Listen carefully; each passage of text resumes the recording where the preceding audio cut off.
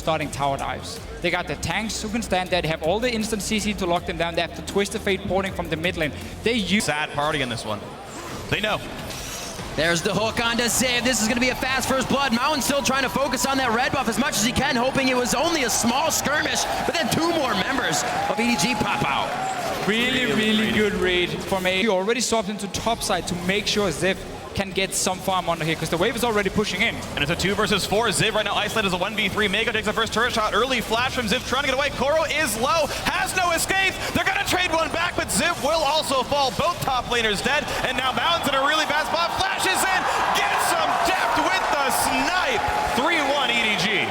3-1. From the buff steal early on in the game to the fights afterwards, EDG crushing the early game. And that's something they absolutely repaired from their playoffs in the LPL. AHQ has to go for 5. Turn them down in some of their games. Wow. Gets hit up there. Mountain now trying to come in as well to get a little more crowd control on. Elvis has already routed Mako for his escape here. He flashes on. Does he have the Daybreak shield? Good hit by Clearlove to get the passive stun off. It's still a skirmish before the turret, and that means Mako goes down. But it looks like the party's going to be in the mid lane. Westor only moves a few thousand units there, and he may get hit up. He's forced right out of the fight immediately. That's going to be Clearlove going down. Koro's forced to ult out of the fight there, and EDG actually did not want. Oh, very good setup from AHQ. Both teams are trying to set up some pings. Might not be over yet. Mako is going in. Mountain very low in health. The box comes out as well. The re-engage on the left-hand side towards Pond. Albus just trying to buy time. He will sacrifice himself for the team as Koro now being chased down will not take the wild cards. Gambit would be ashamed, but EDG go on. In their pockets that they go back and spend between the lanes. 2,500 of that is on their AD carry. Wow. It's going to be the kill on Westor. They relieve this pressure. Might be a little bit easier to back and spend all that cash money. Who needs teleport? We just walk down the river. Meanwhile, team fight on the bot side. Steph gets stunned up, and that will be a kill coming towards Ann. Now Mako's got to be careful. Still no TPs available. Not even Destiny with Westor dead, but a 1-for-0. The re-engage forced Q pretty much playing according to their book, and yet EDG still far ahead from their lane control, from their CS leads. From the lane swap. And exactly, that gigantic early game lane swap lead. They're kind of resting on those leads, if you will. Well, I mean, keep in mind, they have great scaling in terms of the Cassiopeia and the Hecarim, so EDG is not in a position where they necessarily have to force a lot. Now Mountain, he tried to clear a few wards. Whoa! You don't do that. Pawn just wanted to shout. He was happy about the situation. Mountain looked like he could get out of this one. No, wow. The Fangs getting to the backside of the boar. How do you stop Koro from just constantly pushing up the top lane? Maybe you can just flash and diff though instead of Koro. Oh, that was a clutch lantern, but in comes more. Here comes Westor's in, pulls the card. That's going to be Ann's kill, actually. Mako. This, and now Ziv looking for a TP flank. Can they get something here? Yeah, Westor ghosted into this one, so it's just squaring off as he gets into the fight. The team's actually reconsidering this one. Mountain gets hit, but then Ziv goes in. I don't know if they want this on all the same page here for AHQ. EDG recognize that, and they begin to go in. Koro gets one. Actually, that's going to be Pawn picking it up as Koro dives in with the onslaught of shadows. And as AHQ sees the fight, they don't want any. Opening off this one. Oh, right, and the flash gets out of that, goes back with the onslaught of shadows, cuts it down, and it looks like Elvis is just going to be there to be a nuisance. Koro is getting help from Clearlove here. Pawn's coming down just on the left side. They still have their bot lane in the bot lane. This is pretty greedy. This is going to be tough. Koro under the turret. That's not where he wanted to be. Westor is able to pick up a kill now. Mako in on the Fade's call, and he's thrown it backwards. They don't want any more under the turret. And EDG, AHQ, 1-1 there. Wow. They are falling further and further behind. Now, another pick may be coming. What a pile on that Glacial Prison. Locks up 3. Mountains coming up big in this fight. Albus has eyes on Pawn. So does Westor, but they turn it. Clearlove very low as those two go down. Pawn and Mako now not a part of this fight as Clearlove also skirts. AHQ should be here in time. This is going to be intense. I think ADG definitely going to pull off and look for the fight. Don't want to be caught in this Baron pit, though. They may not. There's the Righteous Glory going in. Mountain dives across. That's actually going to be rended out by Deft. Baron goes to EDG. Ziv is onto Deft, and he's not going to be able to do much, but he throws Mako to Westor. That could finalize him. They both go down, and the onslaught of shadows comes through. Edward Gaming looking to clean up this fight now as Ziv's got no damage left. All the carries are gone. A 4-for-2 fight plus a Baron with a triple kill for Pawn. And despite AHQ doing that Baron buff. And AHQ, one of their fatal flaws is fighting dragons. They should not. 5,000 gold deficit. Baron buff on 3 people of Edward Gaming, and AHQ happy to stick around. There's a giant wave top lane that could be pushed, but they want to fight for dragon right here. Edward Gaming going to take it down very soon.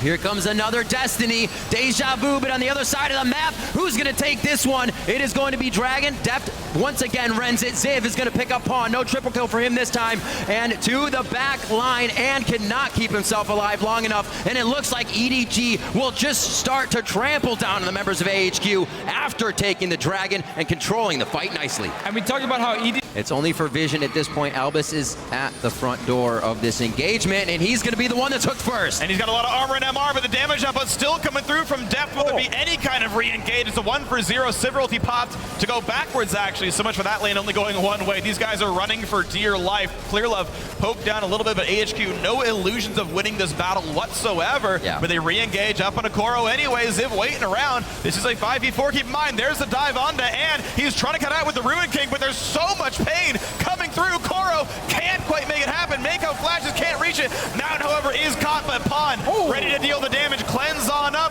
One hit from Dead Mountain. Barely lives. We've seen this before happen the right engage, because you have no wards at the moment. You're just going to have to Twisted Fate ulti for vision, and they're going in for it. They want to fight. Oh, they put their foot down immediately. Albus tries to go through. The Zenith Blade misses. They're on to Koro, but he dives back out of the fight. Westor's on the side and Ann's on the back, but they're not able to deliver any damage right now. That Boomerang Blade, however, flying through. Mountain gets the first one.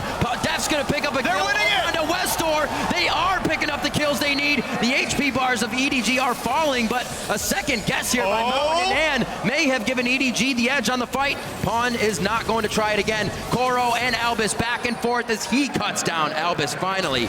And what a scattered fight. These are going to be lasting forever. That was absolutely tense. A 10,000 gold deficit. Oh God, Mountain's gonna die for this one. Or they're and just the gonna heal right from now. Koro is gonna be enough. There's the ace on the backside of 2-for-0. Watching Koro play is very, very fun. The dodge there on the Sejuani dash. And once again, AHQ, they just pile on so much CC to the backline of EDG, but they couldn't lock down 2 carries at once. I don't know if they have the mana for this. Pawn's out and Koro's Yeah, he's completely out of mana. I don't know if they win this. I really don't. Come on, Baron. Show us what you can do. Oh. Oh.